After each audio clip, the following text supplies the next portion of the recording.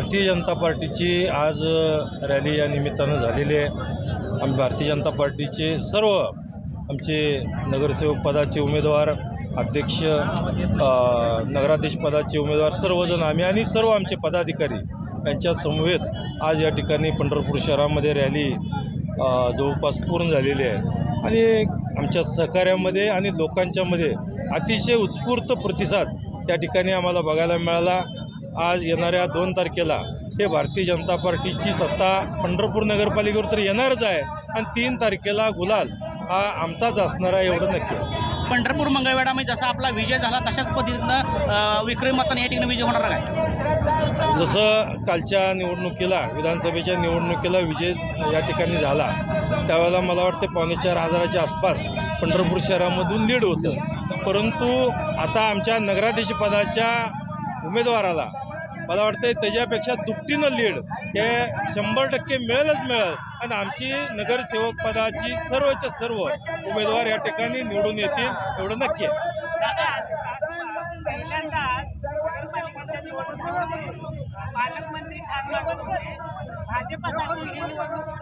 तर त्याला आवाज हवा।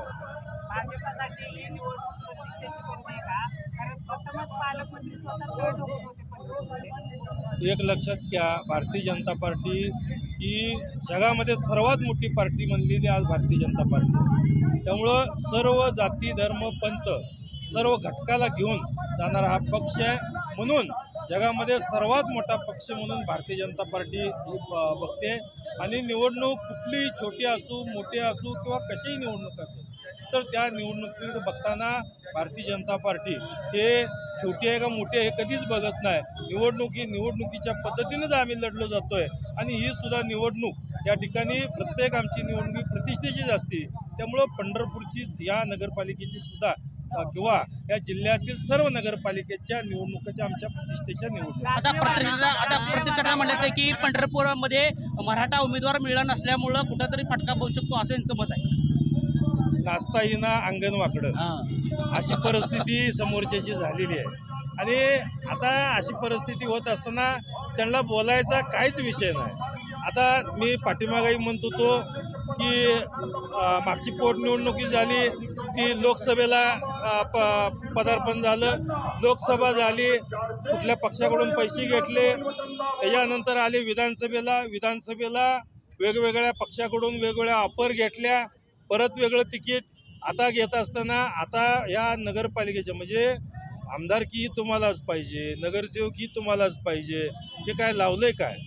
आता हे कुठंतरी तुम्ही थांबवलं पाहिजे आणि आपल्या मार्फत ही आज मी त्यांना या नम्र आवाहन करतो, उगाच बोलाची कडी बोलाचा भात असं करू नका।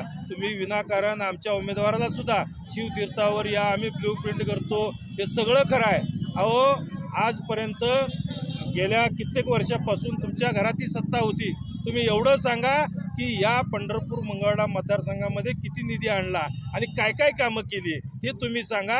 आम्ही जेवढा निधी या पंढरपूर शहरामध्ये आलेला आहे तेवढ्या तुमच्या अख्ख्या कारकिर्दीमध्ये मतदारसंघामध्ये जरी असला तर त्या ठिकाणी आम्ही ते मान्य करू। दादा उद्या मुख्यमंत्री फडणवीस यांची सभा सांगोले होत आहे, त्या गर्दीची उद्या आपली देखील सभा त्या ठिकाणी मुख्यमंत्री साहेब येणार आहेत। कसं आहे, माननीय मुख्यमंत्र्यांच्या नियोजित वेळा आहेत, त्यांचंसुद्धा सगळं टाईट प्रोग्राम आहे, त्यामुळं माझ्या पंढरपूर मंगळवेढा मतदारसंघामध्ये दोन्ही नगरपालिकेला ती आम्ही वेळ मागितली होती, परंतु त्यांची वेळ आम्हाला त्या ठिकाणी मिळाली नाही। या जिल्ह्यामध्ये अक्कलकोट आणि सांगोला या 2च ठिकाणी त्यांच्या सभा आम्हाला मिळालेल्या आहेत। कदाचित त्यांना अशी आहे काही म्हणजे या ठिकाणी नगरपालिकेची सत्ता भाजपची, त्यामुळे कदाचित नाकारला गेला आपण असल्यामुळे नाही, असं काय नाही आहे। ज्या ठिकाणी मागणी आणि त्यांची नियोजित लागणारी वेळ या दोन्हीचा समन्वय झाल्यानंतर ते वेळ देतात आणि त्या पद्धतीनं सांगितलं जातं की इथं आमची श्युअरिटी ही तर त्यांच्या मनात खात्री आहे आणि 100% आहे। माझ्या मतदारसंघातल्या दोन्ही नगरपालिका या बहुमताने या ठिकाणी येणार आहेत, आमचे सर्वचे सर्व नगरसेवक हे या ठिकाणी निवडून येणार आहेत, हे नक्की आहे।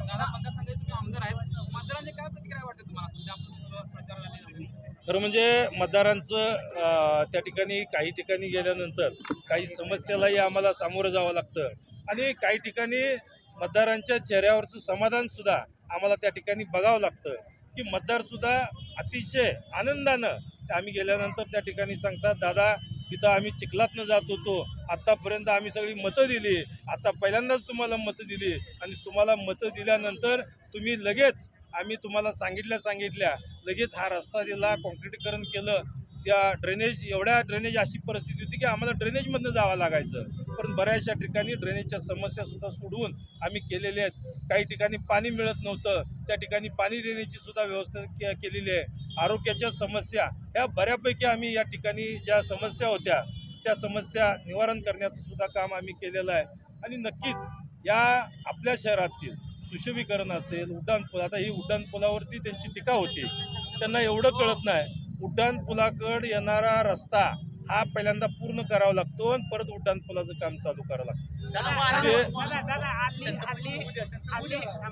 ते त्यांना काम कसं करावं हे अजून त्यांना माहीत नाही, कुठल्या पद्धतीनं काम करावं हेच माहीत नाही.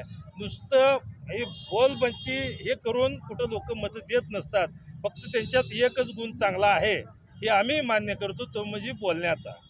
फक्त बोलण्यापुरतंच त्या ठिकाणी त्यांनी आतापर्यंत नुसत्या बोलण्यावरच मतं मिळवणे असेल किंवा लोकांचं परिवर्तन करण्याचं, पण कामाचं आणि लोकांना देणारी वेळ हे त्यांच्याकडून कुठल्याही गोष्टी झालेल्या नाहीत. आणि ही निवडणूकसुद्धा झाल्यानंतर आमचं चॅलेंज आहे त्यांना की परत सरपुलीचे सरपंच करा, म्हणून माझ्या आणि प्रशांत मालकाच्या पाठीमागे 100% लागतील हे खात्रीने मी सांगतो. दादा डिबेटसाठी वारंवार आव्हान करण्यात येते विरोधकांकडून. अहो डिबेट कधी बी येऊ द्या, डिबेट करायला तुम्ही लोकांच्यातनं गेलं पाहिजे, लोकांच्या समस्या गेल्या पाहिजेत. कोण तर लिहून देतंय त्याच्यावरच तुम्ही तेवढ्याच गोष्टीवर बोलायला लागला. अहो डिबेट कशाला करायचं, तुम्हाला त्याची माहिती पाहिजे. तुम्ही मला सांगा, स्वर्गवासी भारत नानांचे ते सुपुत्र आहेत, तर ते मला एकदा तुम्ही आता सर्व पत्रकार असतील किंवा या ठिकाणी त्यांच्याबरोबर काम केलेले आमच्याबरोबर आलेले सगळे सहकारी आहेत. एका तरी माणसाने त्या नानांनी सांगितलं असेल की माझा भगीरथ लय चांगला आहे असं म्हणणारा एकही माणूस कुणी सांगावं, आम्ही म्हणाल ते ऐक. म्हणजे त्यांच्या नानांनीच त्या ठिकाणी त्यांना कधी हे केलं नाही आणि आज ते काय सांगतात. दादा विरोधक असं म्हणतात की कुठं तर आमदार साहेबांच्या कार्यकर्त्याला पंढरपूरमध्ये डावललं जाते. एक लक्षात घ्या, भारतीय जनता पार्टी ही शिस्तीचा पक्ष आहे. या शिस्तीच्या पक्षामध्ये कुणालाही डावललं जात नाही. प्रथम आमच्या मुलाखती झाल्यानंतर पक्षाकडे नावं गेली आणि पक्षाच्या सर्वेमधनं येणारी 1-2 नंबर नावं आमच्याकडे आल्यानंतर त्या ठिकाणी आम्ही सिलेक्शन केलेले आहेत. आणि ज्या आमच्या सहकाऱ्यांना त्या ठिकाणी संधी मिळाली नाही त्या ठिकाणी भविष्यामध्ये आम्ही कुठं ना कुठं त्यांना संधी देण्याचा 100% प्रयत्न करू. निवडणुकीमध्ये जातीचं बीज पेरलं जातंय, पूर्वीच्या काळी असं घडत नव्हतं. या संदर्भामध्ये काय सांगाल आणि शेवटी मतदारांना काय आव्हान? एक लक्षात घ्या, या आपल्या तालुक्यामध्ये स्वर्गवासी औदुंबरांना असतील, स्वर्गवासी मोठे मालक असतील, यांनी इथं राजकारण केलं. म्हणजे वेळ पडली, तालुक्यावर वेळ पडली, दोघंही मिळून एकत्र आले आणि मैत्रीपूर्ण निवडणुका लढत गेली.